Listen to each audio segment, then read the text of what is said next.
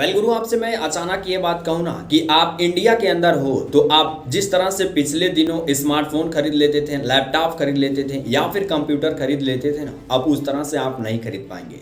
मतलब एक सीधे शब्दों में कहा जाए तो अब हर एक इंडियन नागरिक जो कम पैसा एफोर्ड करता है ना, वो स्मार्टफोन या फिर लैपटॉप या फिर कोई भी कंप्यूटर या फिर ऐसी कोई भी इलेक्ट्रिक सामान ना जो विदेशों से इंपोर्ट किया जाता था इंडिया के अंदर, आसानी से आप कम पैसे में उसको खरीद लेते थे, अब आप नहीं खरीद पाएंगे।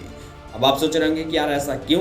तो आपको बता दूं कि ऐसा वो इसलिए क्योंकि इंडियन सरकार ने अब जो विदेशों से सामान को मंगाया जाता था उस पर पूरी तरह से बैन कर दिया है। मतलब जो आपके स्मार्टफोन मंगाए जाते थे विदेशों से या फिर जो आपके विदेशों से लैपटॉप मंगाए जाते थे या फिर जो कंप्यूटर मंगाए जाते थे, उन सभी के आयात को सरकार ने पूरी तरह से बंद कर दिया है और इसको तत्काल प्रभाव से लागू भी कर दिया गया है। मतलब जो विदेशों से आपके लिए स्मार्टफोन मंगाया जाता था, लैपटॉप मंगाया जाता था 4,000, 5,000, 6,000 रुपये में, और कुल मिलाकर या मार्केट में आपको 25 से 30,000 रुपये या 18 या 19,000 रुपये, मतलब कि हर एक जनरेशन के हिसाब से मिल रहा था, तो अब आपको वह उतने पैसे में नहीं मिलेगा। साथ ही अब आप सोच रहे होंगे कि क्या तुम कह रहे हो तो विदेशों से कुछ भी सामान नहीं मंगाया जाएगा। तो आपको बता दूं ना कि सरकार ने इसके लिए एक नया नियम लागू किया है।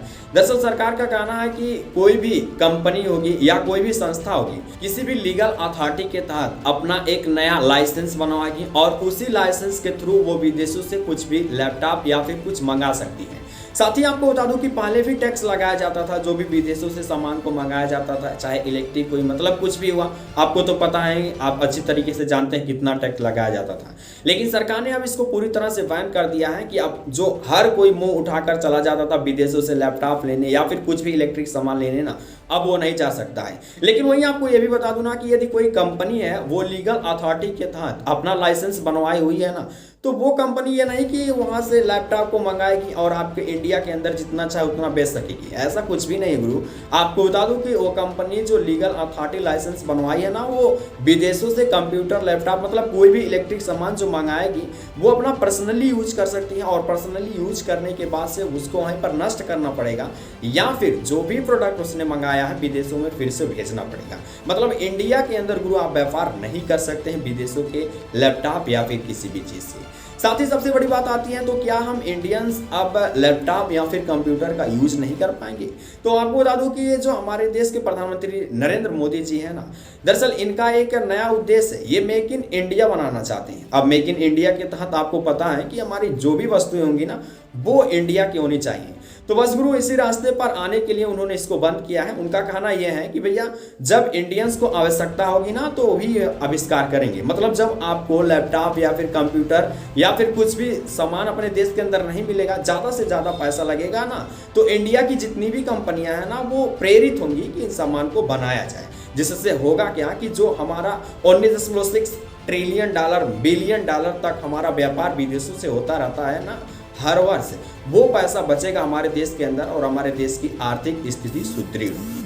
अब नीचे कमेंट बॉक्स में आप जरूर बताना कि क्या नरेंद्र मोदी जी का यह जो कार्य है आपको अच्छा लगा या फिर गलत लगा। लेकिन हाँ, आपको एक बात बता दूं ना, यहाँ पर आप कमेंट बॉक्स में तो जरूर आकर कह दोगे कि नहीं बहुत अच्छा किया, मेक इन इंडिया का कार्य है, अच्छा किया।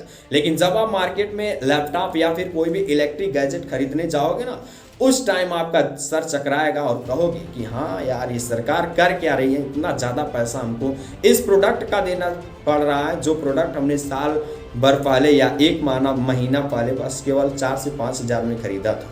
अब बताओ इतना ज़्यादा पैसा हमको क्यों देना पड़ रहा है। लेकिन वहीं अब आप सोच रहे होंगे कि यार सरकार ने तो बैन कर दिया, मान लिया तूने कह दिया सरकार ने बैन कर दिया, अब नहीं बिकेगा, लेकिन जो पिछले दिनों विदेशों से मंगा लिए गए हैं सामान को, उसको क्या किया जाएगा?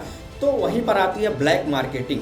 आपको बता दो कि सरकार ने तो हर एक चीज़ को पूरी तरह से बैन कर दिया है, लेकिन ये जो ब्लैक मार्केटिंग है ना गुरु, ये कभी खत्म होने वाली नहीं है। भले ही सरकार ने विदेशों से आने वाले सामान को पूरी तरह से बैन कर दिया, लेकिन ब्लैक मार्केटिंग की वजह से हो सकता है कि विदेशों से सामान आए।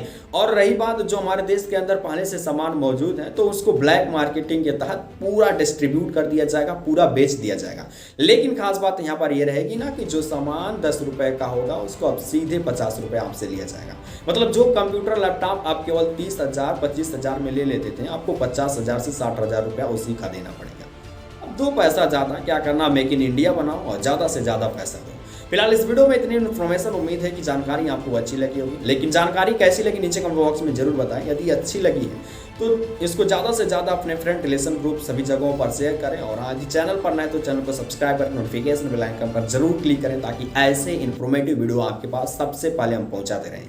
मिलते किसी अन्य वीडियो में अनट्रेंडिंग टॉपिक के साथ, तब तक के लिए tata, take care, goodbye, जय हिंद, जय भारत, वंदे मातरम।